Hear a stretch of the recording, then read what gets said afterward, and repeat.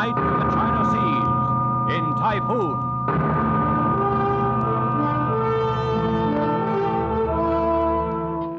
The Columbia Broadcasting System and its affiliated stations presents Escape, a new series of programs of which this, the fourth, is Typhoon by Joseph Conrad, produced and directed by William N. Robeson.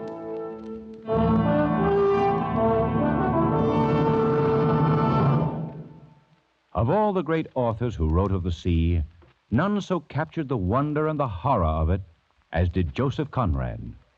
Tonight, we escape to the China Seas in his great story, Typhoon, told in the words of a certain Mr. Jukes, chief mate of the China coast steamer Nan Shan, a young man of very remarkable perceptions.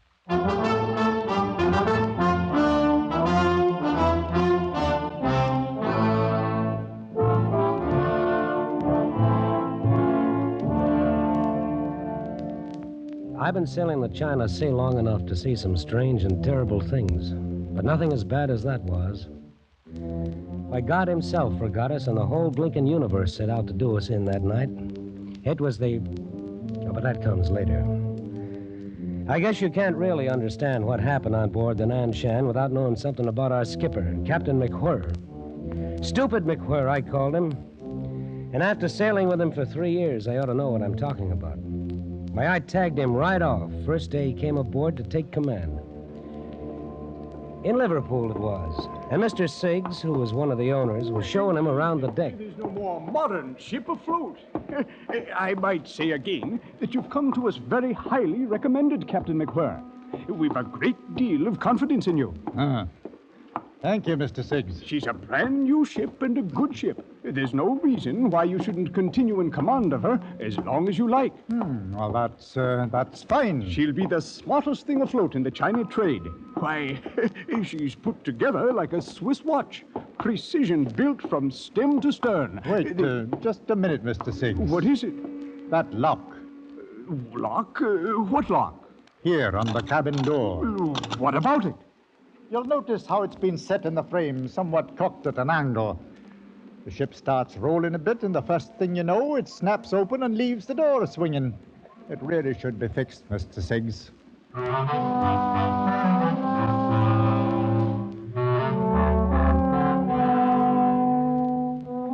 That's Captain McWhirr, the best berth he'd ever had. New command, a brand new ship. When instead of pinching himself to see if he's awake, he complains about a lock on the cabin door. Yes, see what I mean? Captain McWhirr, I see what you mean. I'll have it attended to right away. I think you'll do all right. Thank you, Mr. Siggs.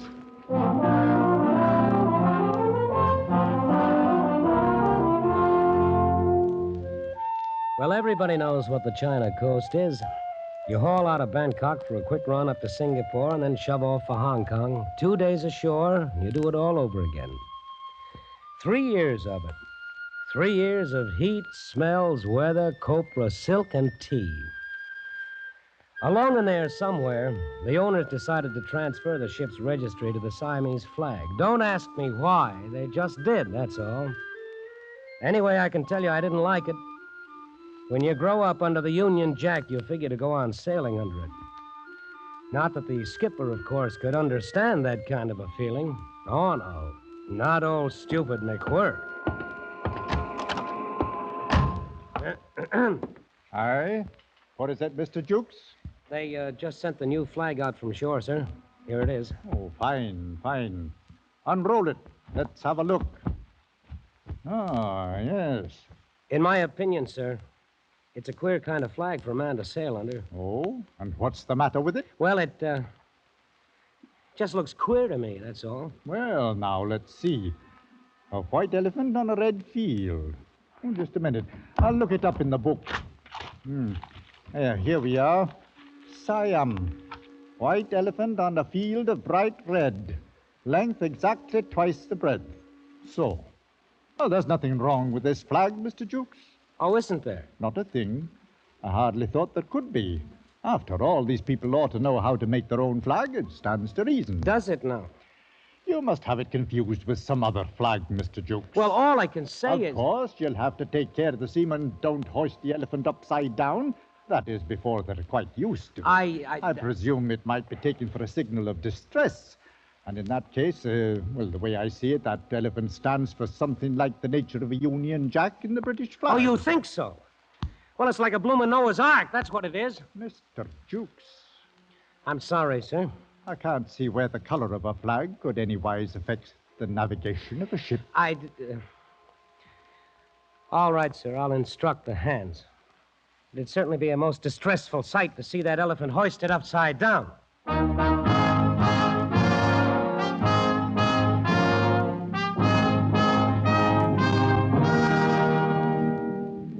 Well, that was Captain McWhirr. Couldn't get a thing through his head if you drew him a picture. And that's the skipper we had to sail under on the maddest, wildest trip that any coaster ever took. We were loading out in Singapore. Half the cargo had already come aboard. The sun was blazing, and the smoke from our stacks hung over the decks like a blanket. The Nanshan's winches puffed away aft, the cargo chains creaked and clattered across the coamings. I was in the waist supervising the loading when Mr. Rout, the chief engineer, came up to me. Hey there, Jukes. What's going on down there on the dock? Looks like a bloomin' army. Well, I don't know, Mr. Rout. Must be a mob of coolies on the move. Here comes the captain. Could be some of his doing. Mr. Jukes. Aye, sir.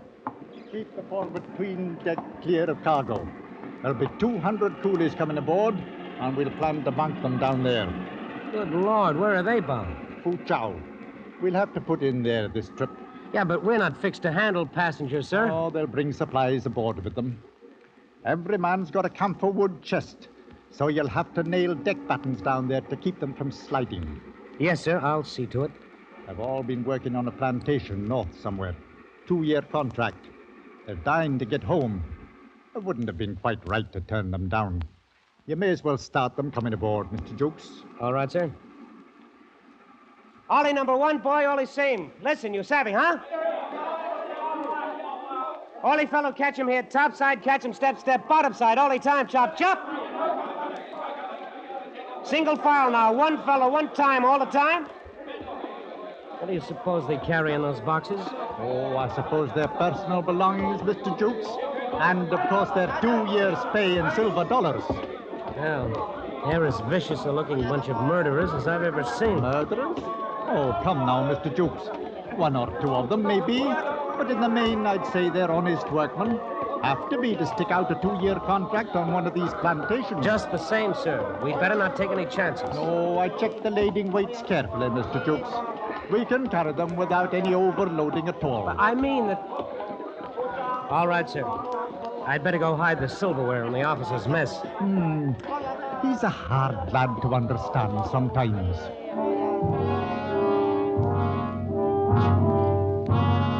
I could say I had a premonition right then, and I wouldn't be lying. Anyway, that's how it started. At the hottest time of the year, 200 half-civilized coolies aboard, a captain with no more imagination than you could stick in your ear, we steamed out from Singapore and laid a course for the port of Fuchao.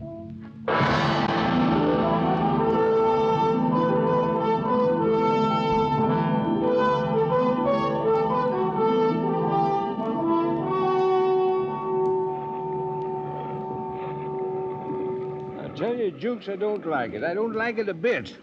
What don't you like about it, Mr. Round? Well, the looks of things. Something ominous about it. Oh, there's a bit of a swell running all right.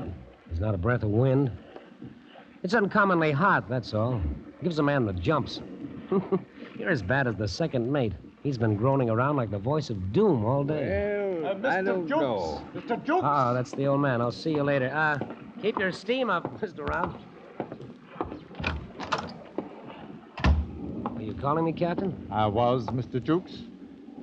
What was all the long conversation with Mr. Rout? Oh, why, nothing much, sir. I didn't see any harm in talking a bit. I'm not on watch, you know. Oh, no, nothing wrong with it, nothing at all. I just wondered what you could find to talk about. Well, different things. I don't know. I've seen people on shore sit around a table and talk for 2 or 3 hours. I never could understand it. It's just conversation, that's all, about nothing in particular. Seems pretty silly. Well, You've noticed the barometer, no doubt? Yes, sir. It's dropping. Falling fast. Quite low now. Take a look. I'll say it's dropping. Bad time of the year for that sort of thing. Very bad. Anything you want me to do, sir? Oh, no. Must be some uncommonly dirty weather knocking about somewhere. Eh, Mr. Jukes? Yes, sir. Well, that's all. Just thought you ought to know about it, that's all. Carry on, sir, carry on.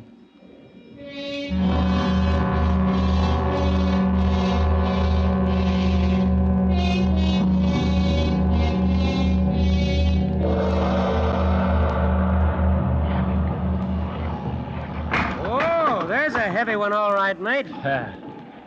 Them coolies must be having a time of it down below. Lucky for them, the old girl rolls easier than any ship I've ever seen. You just wait.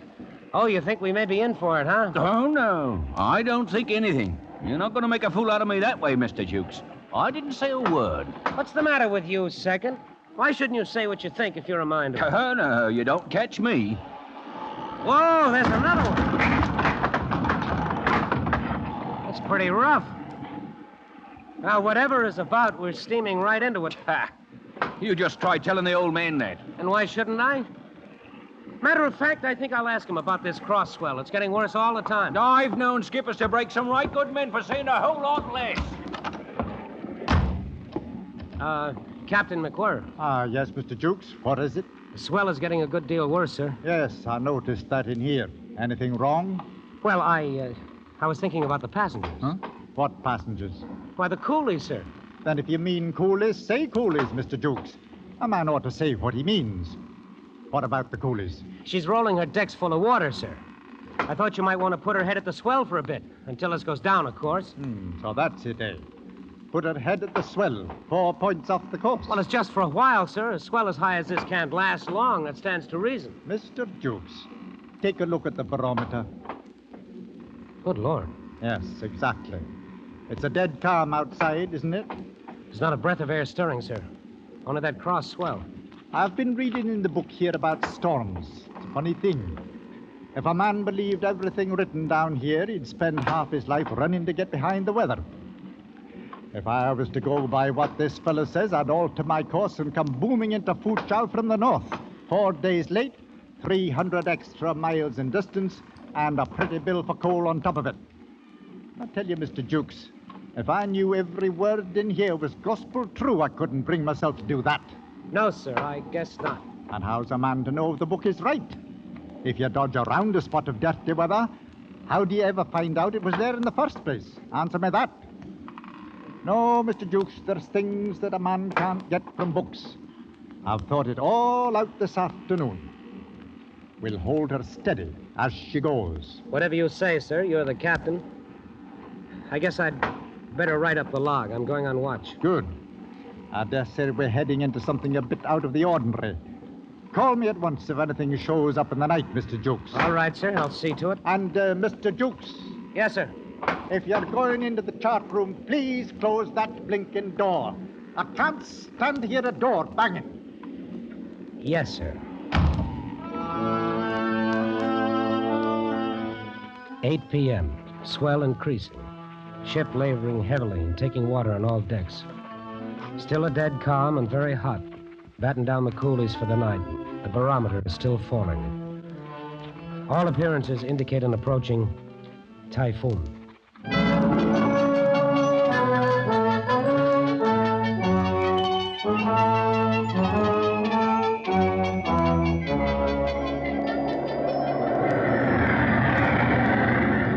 All right, Hackett, hold her steady as she goes. That's all we can do. Aye, sir. I'll sure try to. Well, do the best you can. Aye, sir. Mr. Jukes. Mr. Jukes. Aye, Captain, I'm coming. Stand by. Over here, Mr. Jukes. Starboard bridge rail. Right, sir. Coming over. Mr. Jukes, why didn't you call me? Oh, there was no warning, sir. Hit us all of a sudden about 5 minutes ago. Blasted right out of a dead calm. The book was right in some parts, anyhow. How's it go in the wheelhouse? Hackett is... Look out, sir. Hang on. What about Hackett? He's on the wheel. Second is putting up shutters. The window glass will go if she starts breaking any higher. Oh, she'll break higher, Mr. Jukes. Much higher. It's a happy thought. You haven't altered a course? No, sir. Heading straight at the wind. Good. Nothing else we can do, Mr. Jukes. Understand? Yes, sir. Some things a man can't find in books. Just keep it at it, that's all.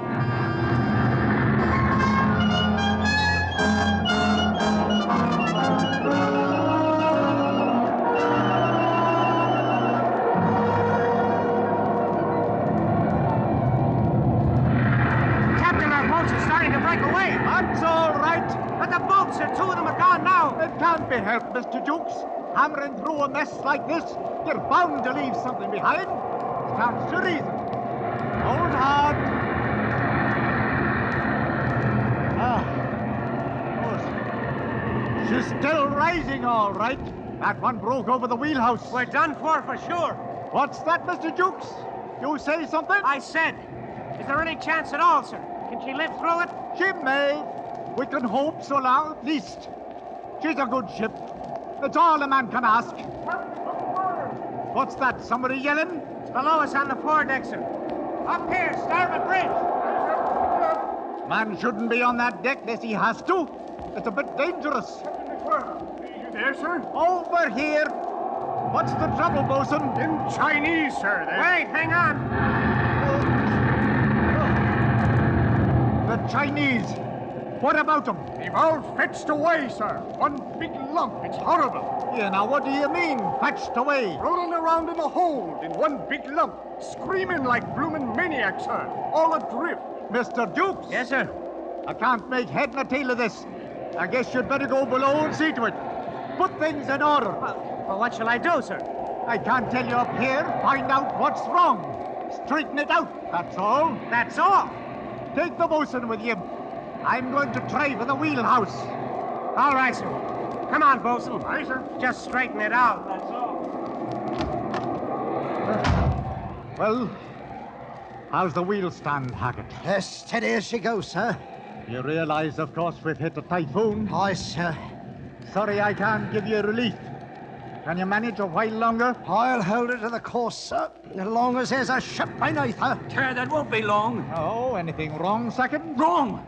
We're all as good as dead men, that's what's wrong. Oh, no, I wouldn't say that. She's still afloat. Ah. And we've got it lucky here on deck. Plenty of chance to see what's coming before it hits us. A man always feels better when he can see what's coming.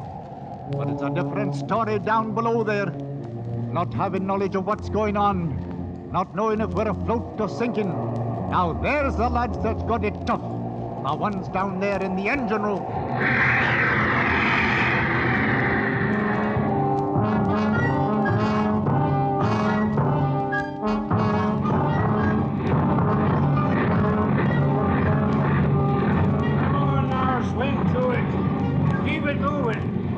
Time now for the steam to drop. Here, ride that throttle, Beale. Can't let her rip her shaft out when she breaks clear of those swells. Hello, Bridge. Hello, Bridge. Confounded, why don't they answer the speaking tube? Can't tell if they're dead or alive up there. Hello? Hello? Yes, Mr. Rout? Captain, how is it on deck? Bad enough. It depends mostly on you. Well, so far so good. We're holding a full head of steam. Good. We'll need it. Don't let me drive her under, sir. Have to take a chance. Can't see 20 feet up here. Got to keep moving enough to steer. I understand, sir. Count on us. Getting smashed about a good deal, but doing fairly well. As long as the wheelhouse stands. Wait, hold on. Hello? Hello? Is that the captain, Mr. Rout? I've got to talk to him right away. Wait a minute, Jukes.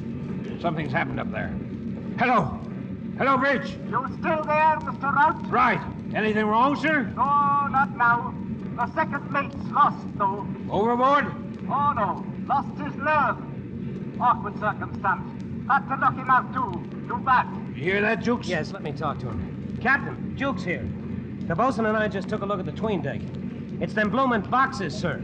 They've all broke loose and smashed to bits. And the coolies are fighting like crazy men for them silver dollars that's rolling around. Fighting? We can't have fighting on board, Mr. Jukes. There are 200 of them, sir. They're all trying to kill each other. I can't have it, Mr. Jukes. Put a stop to it at once, do you hear? Put a stop to it? How? They're crazy mad. They'll kill anybody that came on that deck. You're second in command, Mr. Jukes. Use your authority. Make it clear to them. We simply can't have fighting. Make it clear to them. Oh, yes, sir. After that, you'd better gather up all the money. I can't have it lying about on the deck. Get the bosun to help you. Wait, here it comes. Gee, Harsaphat. There's the one that does it. That must have swept the deck from stem to stern. Hello! Hello, Captain McGuire. You all right up there? Everything's all right, Mr. Rout. All the boats and half the starboard rail carried away. Nothing serious. There's nothing to worry about, Mr. Rout. Carry on. Nothing to worry about. Carry on. You're all right, Captain. As you say, sir. Carry on. Carry on? Hey, now. Where you going? Where you going, eh? Where do you think I'm going, you loudmouth old windbag? Out on that deck to get myself murdered. Nothing serious, Jukes. Nothing to worry about. The whole bloomin' world's falling apart, and I'm out picking up silver dollars. Captain's orders. Come on, bosun. Don't miss any, old Jukes. Carry on, boy. Carry on.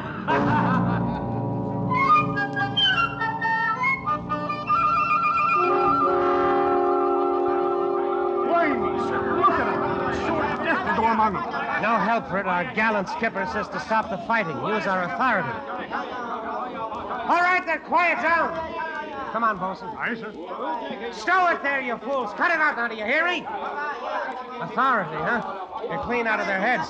We gotta drive them to the bulkhead. Back up now. Hey, none of that. Stay to it, bosun. We gotta show them what for, nothing else to do. Back up there. Captain's orders, you know. Follow me, bosun. Thank you, sir. No, you don't.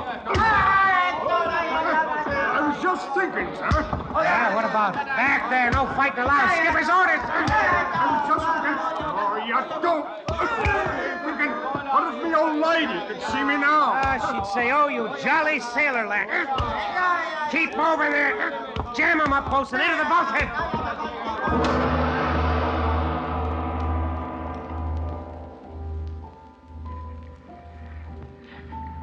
Captain. Where are you, Captain? Over here, Mr. Jukes. You got everything cleared up down below? Oh, yes. We took care of everything, sir. I thought you would. The wind fell all at once, stopped cold. It's been like this for 10 minutes now. If you think it was an easy job to bring that mob under control. The coolies? Oh, I dare say it wasn't. Had to do what's fair by them, though. Mr. Jukes, that barometer in there stands at the lowest point I've ever seen a glass in my life. You mean there'll be more of it? The worst yet, according to the book. It'll break sudden now, any minute. A puff or two of wind, and then it hits. She's taken a horrible beating, sir. She has indeed. And she's in for a worse one. We haven't much chance, have we, sir? She may come through it. She's a good ship. There's the first puff. It'll hit us hard when it comes. You left them pretty safe, did you? The coolies? We strung lifelines, gives them something to hold on to. Good. I'd like to give them all the chance we can, whatever happens. Oh, they'll be all right, sir. I broke out rifles. Paraded the crew, put them to guarding all the companionways leading off the 'tween deck. You armed the crew, Mr. Jukes? Oh, sure. We won't have any trouble with them now, sir. Mr. Jukes, please have those rifles returned to the magazines at once. What? There'll be work for every man aboard in a few minutes. I can't spare seamen to stand around and hold rifles when it isn't necessary. Isn't necessary? Don't you realize those savages will think we stole their money? But they'll tear us to bits if they ever get out of that deck. Oh, I think they'll understand we're dealing fair by them. Collect the rifles, Mr. Jukes. Captain, it's suicide. The best thing we can do is turn the whole mess over to the authorities in Foochow. If we ever get there. Well, I don't know. I figure that when anything happens on shipboard, it's up to me to settle it on shipboard. Part of the duties of commanding a vessel, Mr. Jukes. I've no doubt I'll be able to reach an understanding with these men later. Understanding? You ought to have seen him a while ago when me and the bosun was down there. Lost their heads a bit, I guess. No wonder at that when... Here she comes. Pick up those rifles, Mr. Jukes, and something else. Yes, Captain. If anything happens to me, you'll be in charge. Only advice, keep her facing it. Best way to get through, facing it.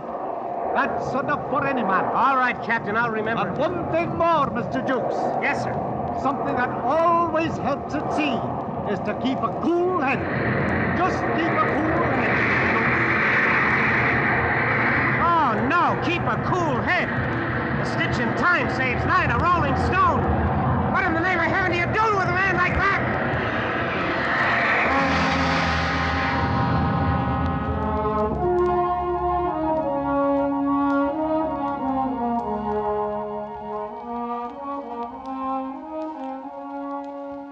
There was a clear blue sky and bright sunshine the morning we steamed into Foochow Harbor. Mr. Rout was leaning on a hatch combing, smoking a pipe. The bosun lounged on the foredeck, waiting to pick up a line from the wharf. And the captain? Well, he was engaged in a most unusual occupation. Keep moving. He was sitting at a table on the foredeck, handing out silver dollars to them blinking coolies. All divided up even, the same amount to each one. Craziest thing you ever heard of in your life. You see, the way the captain figured it, since those blighters had all worked for 2 years at the same rate of pay, then their savings ought to all be about equal. As you can see, of course, that wasn't necessarily true by any means, wasn't even legal. But you couldn't tell him anything. Well, stop. Mr. Jukes. Yes, sir. Coming, Captain. Well, Mr. Jukes, I've disposed of our little collection of silver dollars. Ah, that's great. Only wait till those boys get ashore and file claims against us. Oh, no, they won't do that. As a matter of fact, they were quite pleased at having it arranged that way. Figured it might avoid a lot of arguments later. They sent a spokesman to thank me. Well, I'll be... Mr. Jukes, you may as well give all the hands 6 hours leave before we start working the cargo. Whatever you say, Captain. Oh, yes, and before the carpenter leaves, I wish you'd have him fix the lock on that port cabin door. What? That seems to have got broken somehow. During the storm, I suppose. I can't stand to hear a door banging, Mr. Jukes. Aye, sir. I don't suppose it matters that the ship is battered from stem to stern, half her topside carried away, and smashed till she looks like a bloomin' Tinson freighter. Mr. Jukes, I don't understand you. You don't understand me, sir. Do you understand that we've come through the worst typhoon on the China Seas in 20 years? We're the only ship that got through? It's true. I suppose we were a bit lucky. Lucky, sir? With 200 murdering cutthroats running loose aboard and the very heavens doing their worst? We had a job to do, and we did it. That's all, Mr. Jukes. That's the important thing. Yes, sir. That's all. That's all, he says. A job to do. A bit lucky. What can you do with a man as thick as that? But then, as I started to turn away, Captain McWhirr said something else that surprised me. With emotion wrung from the very bottom of his soul, he uttered words I never thought I'd hear coming from so stupid a man.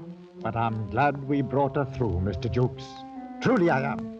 She's a good ship, Mr. Jukes. A good ship. I should have hated to lose her. I should have hated to lose her.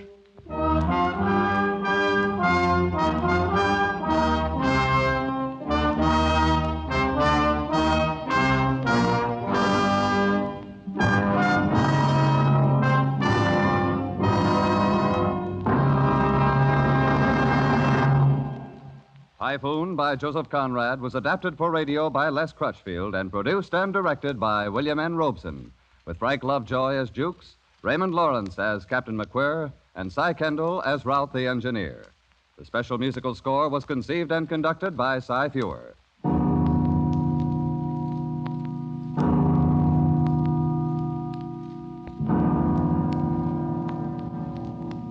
Escape is presented by the Columbia Broadcasting System and its affiliated stations each week at this time. Next week, we invite you to escape to Paris of 500 years ago in Robert Louis Stevenson's story of a fascinating adventure, the Sire de Maltroit's Door. And so good night until next week at this time, when again it will be time to escape.